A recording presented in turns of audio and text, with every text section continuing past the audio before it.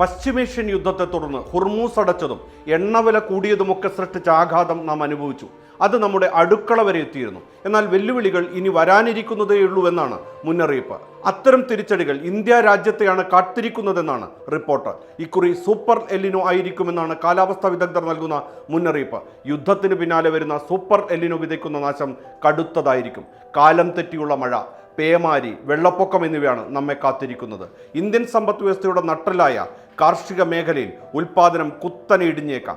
ഇതിൻ്റെ പ്രത്യാഘാതം കാർഷിക മേഖലയെ മാത്രമല്ല, ഗ്രാമീണ സമ്പദ് വ്യവസ്ഥ, ഉപഭോക്തൃ വിപണി, ബാങ്കിങ്, സ്റ്റോക്ക് മാർക്കറ്റ്, വാഹന വിപണി തുടങ്ങിയ സർവ്വ മേഖലയെയും ബാധിക്കും. കാർഷിക ഉൽപ്പാദനം കുറയുന്നത് പണപ്പെരുപ്പം കൂടാനും ഇടയാക്കും. ഭക്ഷ്യവില കുതിക്കും. GDP ഇടിയും. ഏറ്റവും അധികം ബാധിക്കുക ഇന്ത്യയായിരിക്കും. യുദ്ധം മൂലം വളം വില കത്തിക്കയറിയതു തന്നെ കാർഷിക മേഖലയെ ഇതിനകം ബാധിച്ചു കഴിഞ്ഞു. തൊട്ടു പിന്നാലെയാണ് മൺസൂണിനെ തട്ടിത്തെറിപ്പിച്ചുള്ള എല്ലിനോയുടെ വരവ്.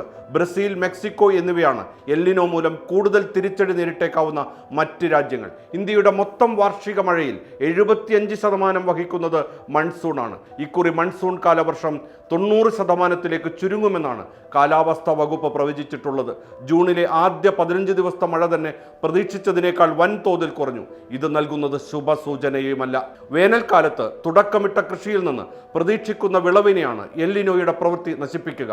മേയിൽ ഇന്ത്യയുടെ പണപ്പെരുപ്പം 3.9% കൂടിയിരുന്നു. ഭക്ഷ്യവിലപ്പെരുപ്പം 4.8% ഉയർന്നു. ഇതിന് വഴിവെച്ചത് പശ്ചിമേഷ്യൻ യുദ്ധവും എണ്ണവില വർധനവുമായിരുന്നു. ജൂണിൽ പണപ്പെരുപ്പവും ഭക്ഷ്യവിലപ്പെരുപ്പവും കത്തിക്കയറാം. ഇതിന് യുദ്ധത്തിന് പുറമെ എല്ലിനോയും കാരണമാകും. എന്താണ് എല്ലിനോ? ചെറിയ കുട്ടി എന്നാണ് സ്പാനിഷിൽ എല്ലിനോയ്ക്ക് അർത്ഥം.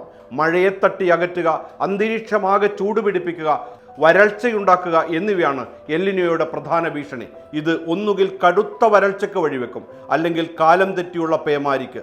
1950 ശേഷമുള്ള ഏറ്റവും ശക്തമായ കാലാവസ്ഥാ വ്യതിയാനത്തിനാണ് നാം സാക്ഷ്യം വഹിക്കാൻ പോകുന്നത്.